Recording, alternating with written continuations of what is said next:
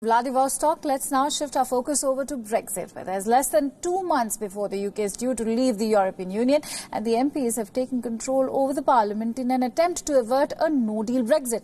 Now, on the first day back after the summer holidays, the opposition leaders have voted in favour of a bill to prevent a no-deal Brexit. The Commons have voted 328 to 301 to take control of the agenda, which means that the parliamentarians can now bring forward a bill seeking to delay the UK's exit date. In total, 21 Tory leaders, including a number of ex-cabinet ministers, joined the opposition parties to defeat the government during the emergency Brexit debate. After losing the key Brexit vote, Prime Minister has threatened to push for a snap general election. Johnson has also warned that the result of the vote means Parliament is on the brink of wrecking any deal with Brussels. More delay and more...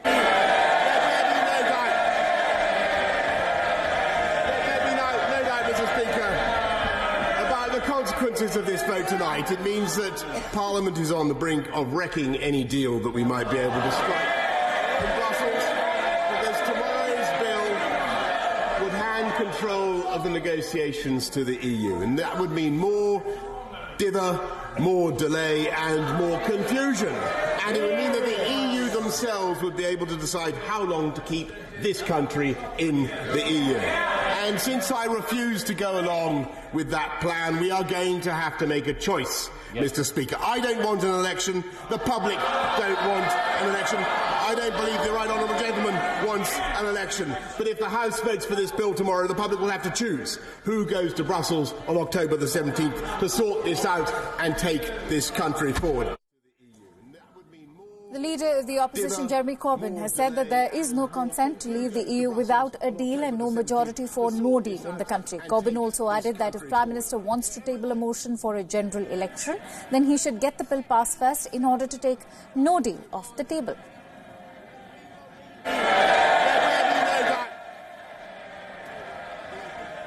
Of wrecking any deal that we might be able to strike. Speaker, on a point of order, I welcome tonight's vote. We live in a parliamentary democracy. We do not have a presidency, but a Prime Minister. Prime Ministers govern with the consent of the House of Commons, representing the people in whom the sovereignty rests. There is no consent. There is no consent in this House to leave the European Union without a deal. There is no majority for no deal in the country. As I've said before, if the Prime Minister has the confidence in his Brexit policy, when he has one he can put forward, he should put it before the people in a public vote. And so, he wants to table a motion for a general election. Fine. Get the bill through first in order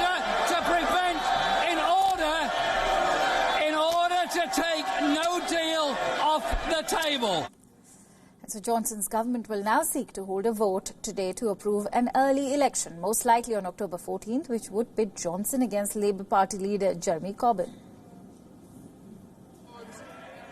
It was 328 to 301, so that's a majority of 27 votes. Now, that is for the amendment. It ultimately means that MPs will control the House agenda. We can expect later today they will likely put forward a bill that will essentially try and block a no-deal Brexit. They would like it debated and voted on in the same day. We'll see if that's what does happen. Boris Johnson, the Prime Minister, immediately expressed his dismay at the result of last night's vote. He said that MPs were trying to essentially tie his hands when it came to negotiating with the EU, and they were at the brink of destroying those negotiations. He said he doesn't want an election, but feels he has no choice if he is essentially asked to go back and ask for an extension. He has said that he wants to leave the European Union October 31st with or without a deal. If the bill is passed, it will essentially force him to ask for that extension. Now, Labour leader Jeremy Corbyn said he would welcome the opportunity for a general election. However, members in his party say they don't want to go to the polls on Boris Johnson's terms. Mandy Clark, WION, World is One, London.